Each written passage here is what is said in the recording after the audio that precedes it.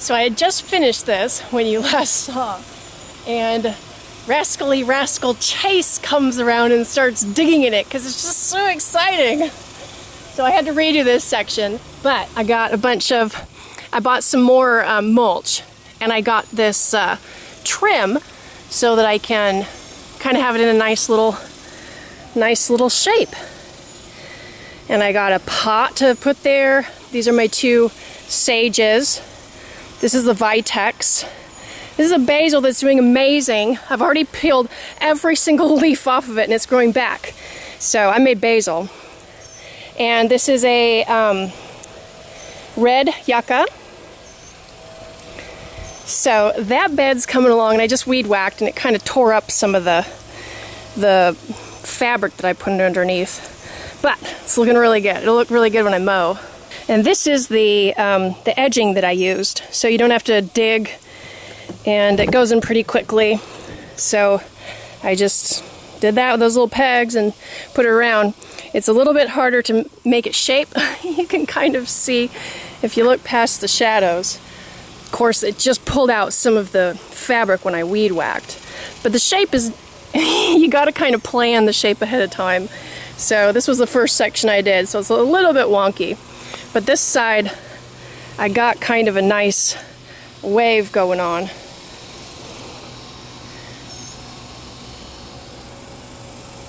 And this is the mulch that I'm using.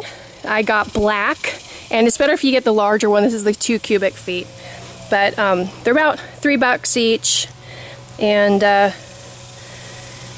obviously they fill up 2 cubic feet. So depending on how thick you want it, you know, it'll cover a certain amount of area. So now it's time to work on this mound. Remember, these mounds of dirt are from digging the holes for the pergola. So there's a little bit of a mound going on that flower bed. And I'm gonna put the sheet stuff on this one and get it looking all nice and pretty like that one.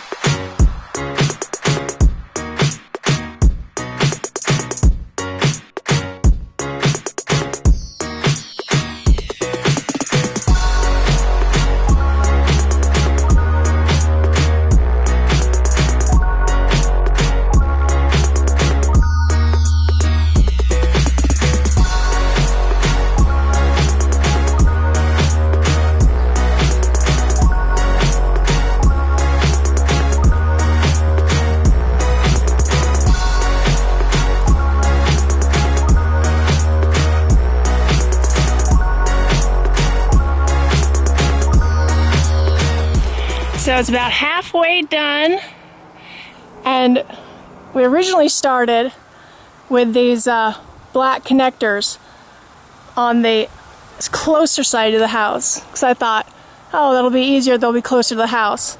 But then realized that because I have to put a big gap, because instead of putting all of my rafters on the inside, the outside ones have to go here. So there's going to be a bit of a gap, so the cables aren't going to connect. So it's been a bit of a learning process, as it always is, to swap these around. And as I have found myself to be susceptible to incorrect measurements, we had to drill a couple holes afterwards because I was measuring from the wrong side of different holes. So it's been a little bit of a learning process all around, and I'm hoping this second row of 4 is going to go a lot quicker.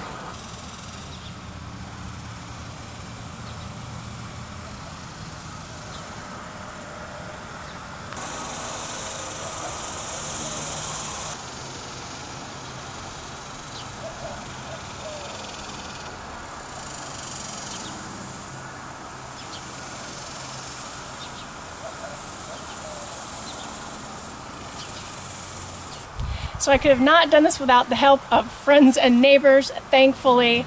So shout out to everybody that helped. Really appreciate it. Also, when I originally built this, I put these higher and I kind of like had an angle on them. I thought I was being all artistic. Like that one. But then realized that they had to be cut so that the panels could go over them.